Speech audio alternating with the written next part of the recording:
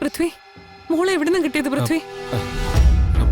ചേച്ചി അത് പിന്നെ പറ പൃഥ്വി, ആരാ എന്റെ പിന്നില്? നീ ആ മേനോനെ കണ്ടില്ലേ? ഇല്ല, ഞാൻ മേനോനെ കണ്ടില്ല. എന്തുവാടാ നീ പറയുന്നത്? അപ്പൊ ധ്വനിമോൾ ആരുടെയിലായിരുന്നു? അത് പിന്നെ ചെറിയ ചാപ്പ്.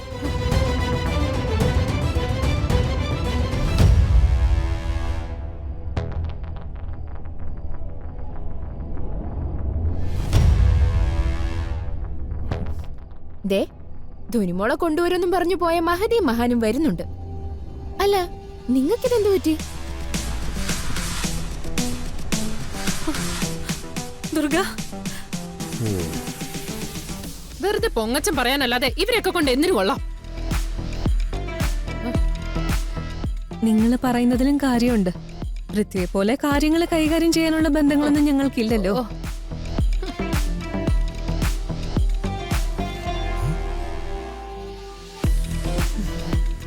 അതെ, മേനോനെ പോലെ ഒരാളുടെ അടുത്തുനിന്നല്ലേ പൃഥ്വി മോളെ രക്ഷിച്ചോണ്ട് വന്നിരിക്കുന്നത്.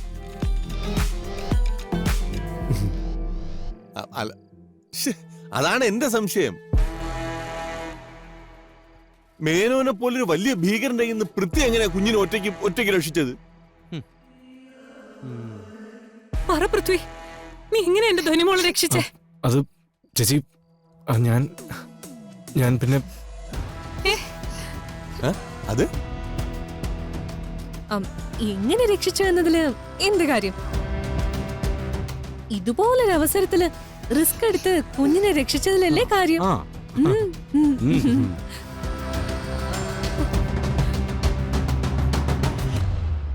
അത് ശരിയാ, പൃഥ്വിയുടെ ധൈര്യം സമ്മതിക്കാതെ പറ്റില്ല. സ്വന്തം ജീവൻ പോലും അപകടത്തിലാക്കിയിട്ടല്ലേ പൃഥ്വി ഇതൊക്കെ ചെയ്തേ. അതെ അതെ, യു ആർ ഗ്രേറ്റ് പൃഥ്വി.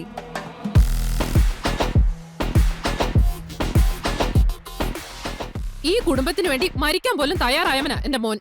വാ മോനെ, വാ പൃഥ്വി. നിനക്ക് കുഴപ്പമൊന്നുമില്ലല്ലോ? അത് അമ്മ പറഞ്ഞത് ശരിയാ ചേച്ചി. ഈ ലോകത്ത് മറ്റെന്തിനേക്കാളും പൃഥ്വിക്ക് വലുത് പൂർണിമേച്ചയും ധ്വനിമോളുവാ. ശരിയാ. നമ്മുടെ കുഞ്ഞു വന്നാലും ധ്വനി കഴിഞ്ഞുള്ള സ്ഥാനമേ നമ്മുടെ കുഞ്ഞിനുണ്ടാവൂന്നാ പൃഥ്വി എന്നോട് എപ്പോഴും പറയാറുള്ളത്. പൃഥ്വി മോനെ, എന്നോട് എങ്ങനെയാ ഞാൻ നന്ദി പറയേണ്ടെന്ന് അറിയില്ലടാ.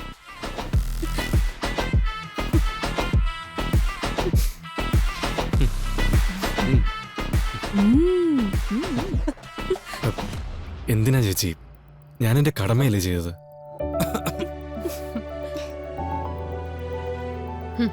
നീ ചെല്ലു മോനെ, പോയി ചൂടുവെള്ളത്തിൽ കുളിക്ക്. കുഴമ്പ് വല്ലതും വേണമെങ്കിൽ അമ്മ പെരട്ടി തരാം. അതൊന്നും വേണ്ട, ഞാനൊന്ന് റെസ്റ്റ് എടുക്കട്ടെ. നീ ചെല്ല് പൃഥ്വി, പോയി ഒന്ന് ഫ്രഷ് ആവാ. ആ